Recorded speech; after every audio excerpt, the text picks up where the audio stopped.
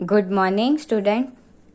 आज हम आपका दूसरा इकाई न्याय मंत्री जो एक कहानी थी उसको हमने आगे के लेक्चर में सुना था, पढ़ा था और समझा था।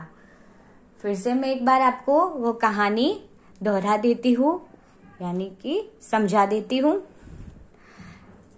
एक बार शिशुपाल यानी कि एक ब्राह्मण था, उसके वहां एक परदेसी आता है और रात को वहां रहता है। शिशुपाल अतिथि सत्कार करते हैं।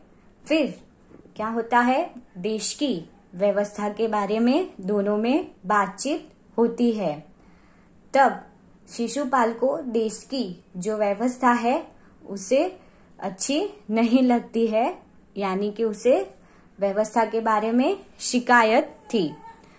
पर परदेसी वो बात से सहमत नहीं था और वो बोलता है कि सिर्फ बातें करना आसान नहीं है।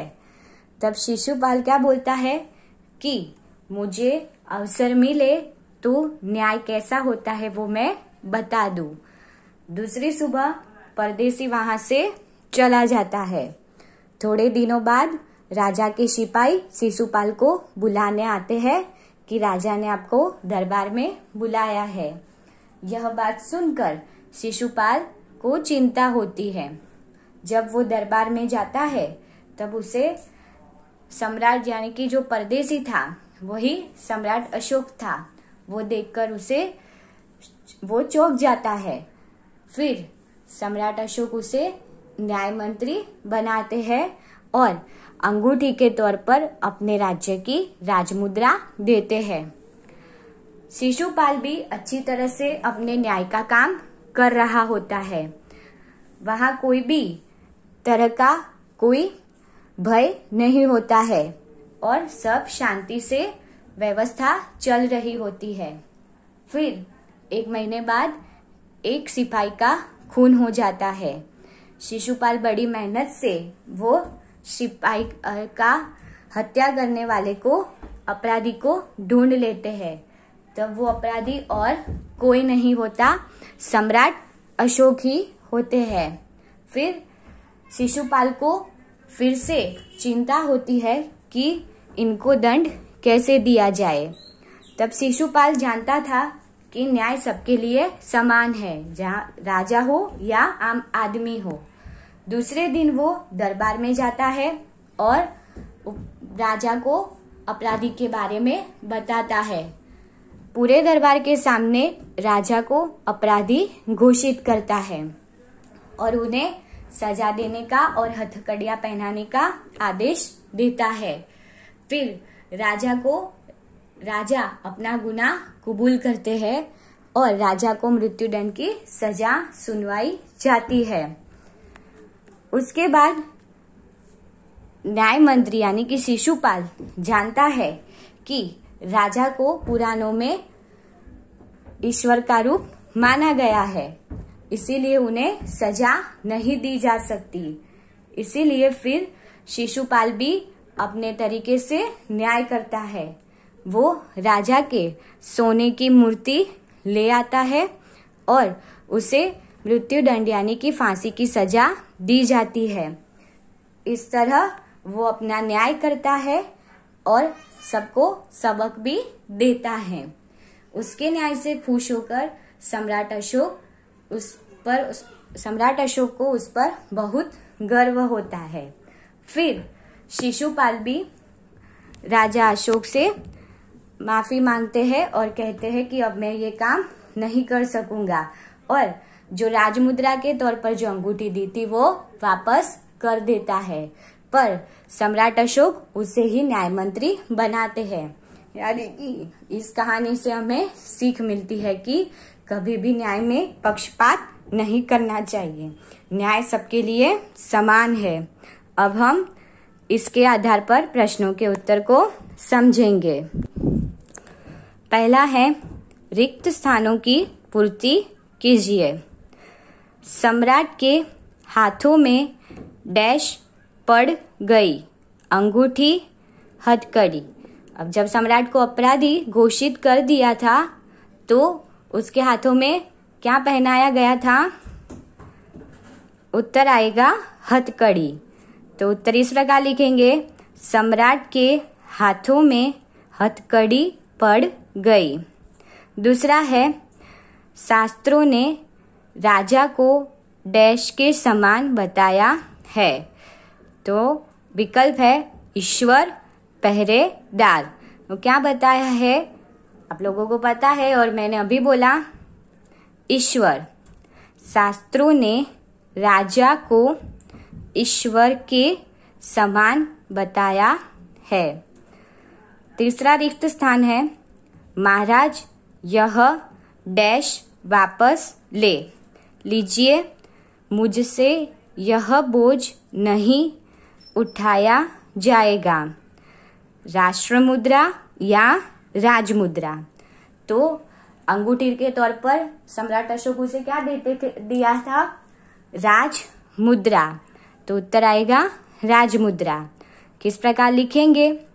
महाराज यह राजमुद्रा वापस ले लीजिए, मुझसे यह बोझ नहीं उठाया जाएगा।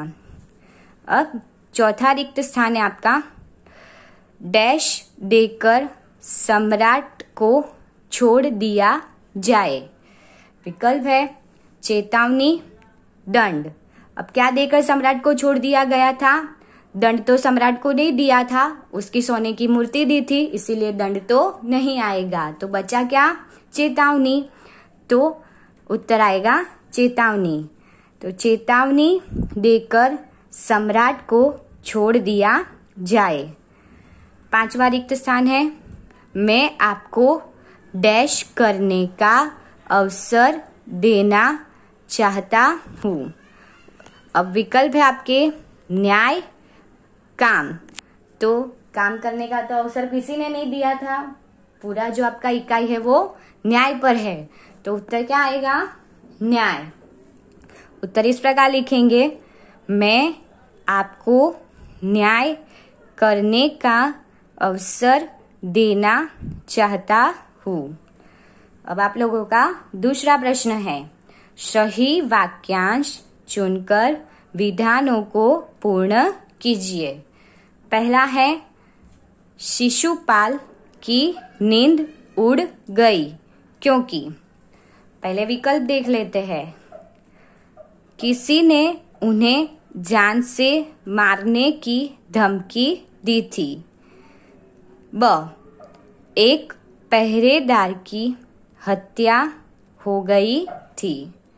क, महाराज की ओर से उन्हें शीघ्र हाजिर होने का आदेश मिला था।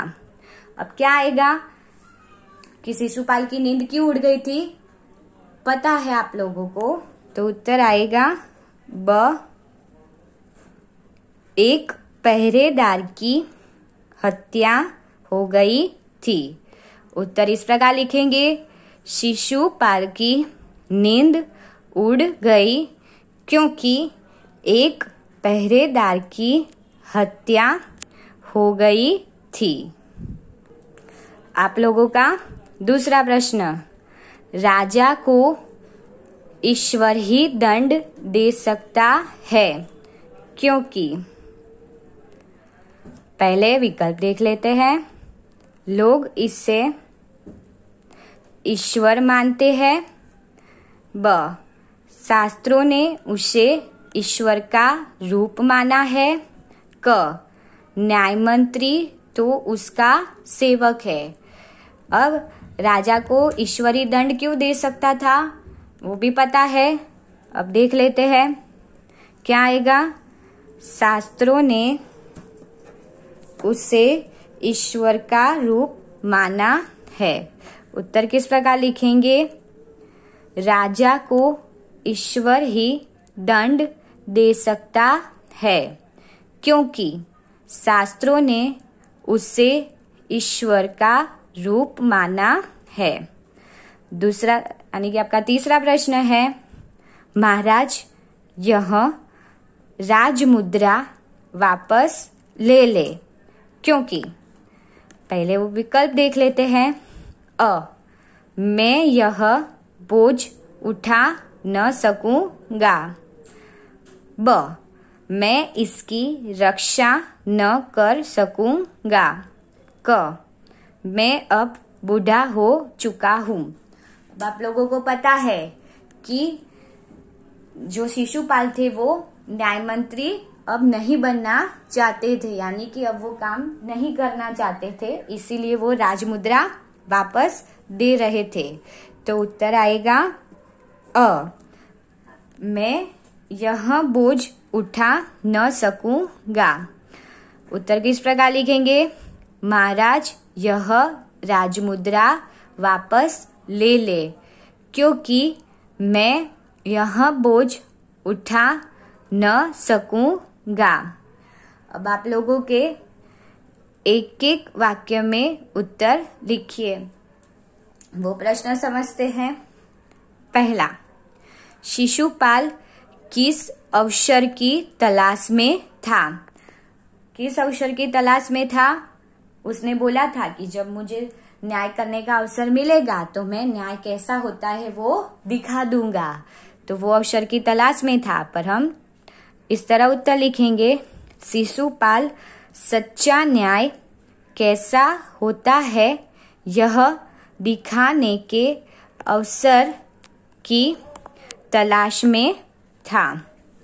दूसरा प्रश्न है आपका, शिशुपाल ने अपने घर का दरवाजा क्यों खोल दिया?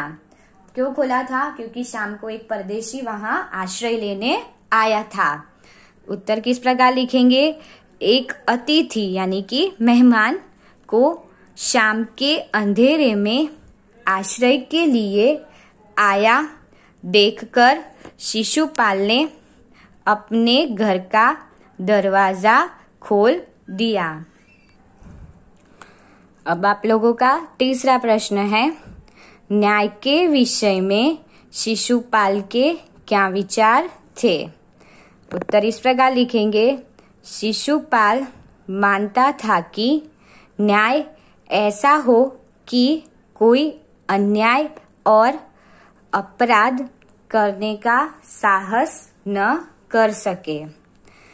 चौथा प्रश्न है, परदेशी कौन था? उसने दूसरे दिन क्या किया? अब परदेशी कौन था वो देखते हैं। परदेशी स्वयं सम्राट अशोक था। दूसरे दिन सुबह उठकर परदेशी ने शिशुपाल को धन्यवाद देकर उससे विदा ली। पांचवा प्रश्न है आपका, सम्राट अशोक ने शिशुपाल को राजमुद्रा क्यों दी? उत्तर आएगा, सम्राट अशोक ने शिशुपाल को न्याय मंत्री के पद पर नियुक्ति के रूप में राजमुद्रा दी।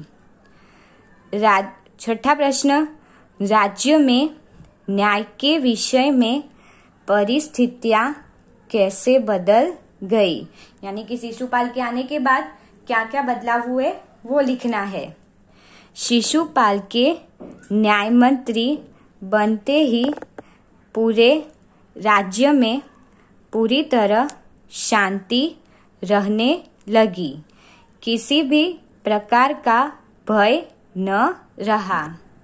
अब आप लोगों का सातवां प्रश्न है, पहरेदार की हत्या होने पर शिशुपाल की स्थिति कैसी हो गई?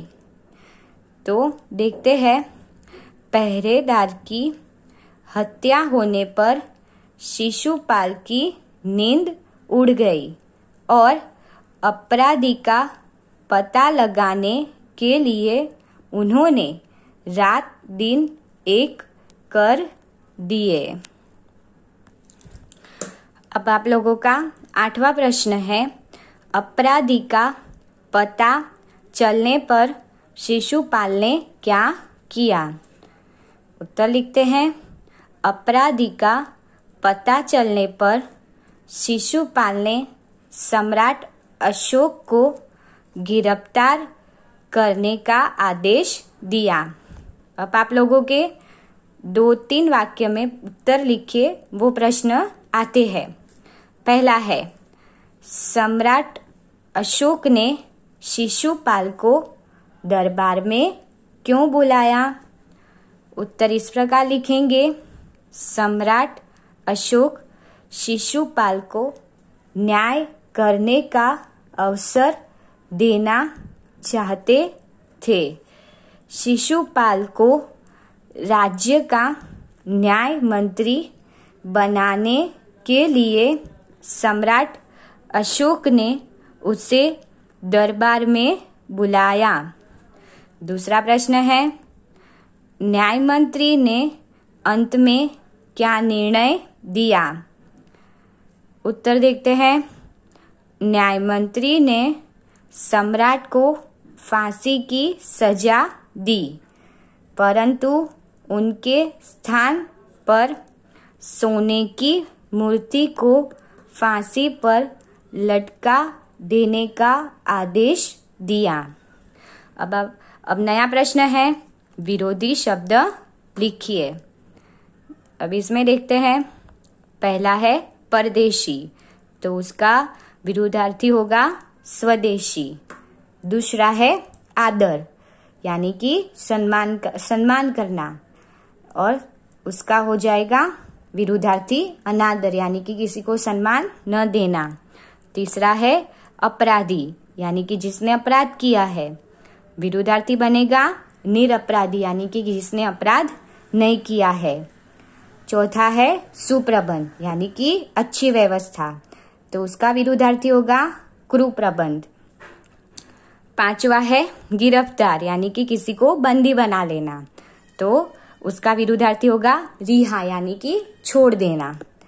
फिर छठा है स्वीकार, तो उसका विरुद्धार्थी बनेगा अस्वीकार। सातवां है आरंभ, तो उसका विरुद्धार्थी शब्द है अंत। आठवां है उद्दंड, तो उसका विरुद्धार्थी बन गया विनम्र।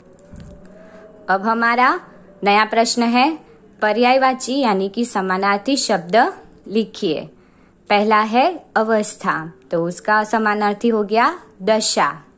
दूसरा है सुगम, तो उसका समानार्थी बन गया सरल।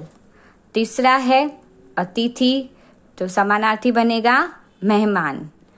चौथा है समानार्थी उद्दंड, तब उसका उत्तर क्या आएगा अविवेकी। पांचवा है कठिन, कठिन यानी मुश्किल। छठा है हैरान, हैरान यानी चकित। सातवां है निस्तब्धता, यानी कि शांति सन्नाटा। आठवां है निरुत्तर, यानी कि खामोश। अब नया प्रश्न है, शब्द समूह के लिए एक शब्द लिखिए। पहला शासन की निशानी, तो शासन की निशानी को क्या बोलते हैं राज मुद्रा। दूसरा जिसके आने की तिथि निश्चित नहीं है वह, तो उसे क्या बोलते हैं जिसके आने की तिथि निश्चित नहीं है उसे अतिथि, अतिथि यानी मेहमान। तीसरा अच्छी व्यवस्था, तो उसे क्या बोलेंगे सुप्रबंध। चौथा है अच्छी तरह से किया हुआ, यानी कि समुचित, यानी कि किसी के साथ भी अन्याय न हुआ हो। अब नया प्रश्न है कर्तुवाचक संज्ञा पहचान कर लिखिए, यानी कि जो क्रिया होती है वो क्रिया करने वालों को कर्तुवाचक संज्ञा में लिया जाता है। पहला है सम्राट ने पहरेदार के मारने का कारण बताया, तो किसके मारने का कारण है पहरेदार, तो पहरेदार यानी पहरा करने वाला, यानी कि हम अभी के शब्द में बोल सकते हैं सिक्योरिटी। तो पहरेदार का क्या काम है पहरा करना, तो आपकी कर्तुवाचक संज्ञा बन गई पहरेदार। दूसरा है न्याय मंत्री शिशुपाल सम्राट अशोक का सेवक था, इसमें आपको दो भी कर्तृवाचक संज्ञाएं मिल सकती है। पहला है न्याय मंत्री, यानी कि न्याय का मंत्री, न्याय करने वाला।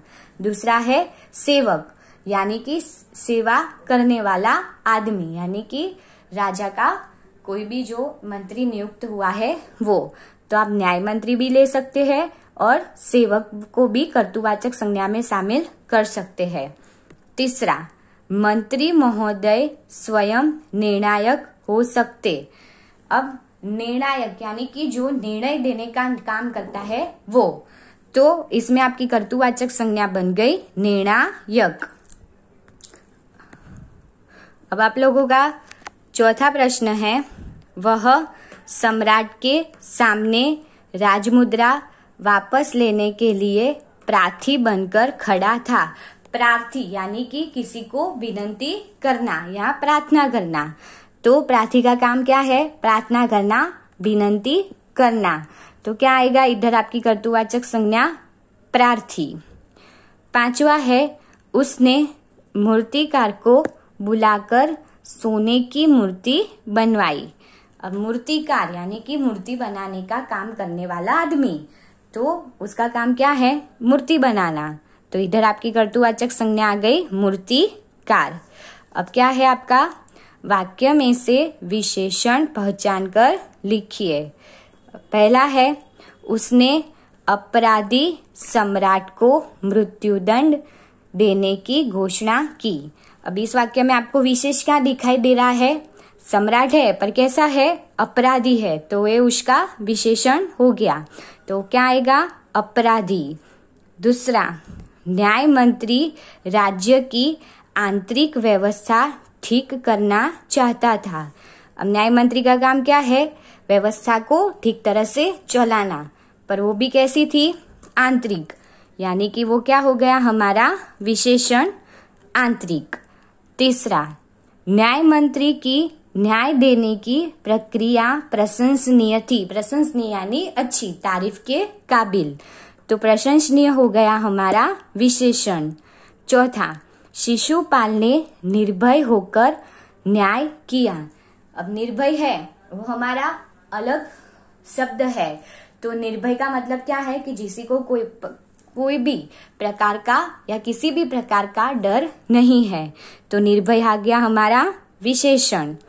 पांचवा, सम्राट के प्रति उसने जरा भी नरम रुख नहीं अपनाया। तो नरम यानी कि किसी के प्रति भी उसने भेदभाव नहीं किया था। तो नरम आ गया हमारा विशेषण। स्टूडेंट, मुझे आशा है कि आप लोगों ने न्यायाधीश वाली जो कहानी थी वो ठीक तरह से सुनी होगी और समझी होंगी, और मैंने जो आप लोगों को प्रश्नों के उत्तर समझाए वो भी आप लोगों ने ध्यानपूर्वक समझा होगा और सुना होगा। Thank you.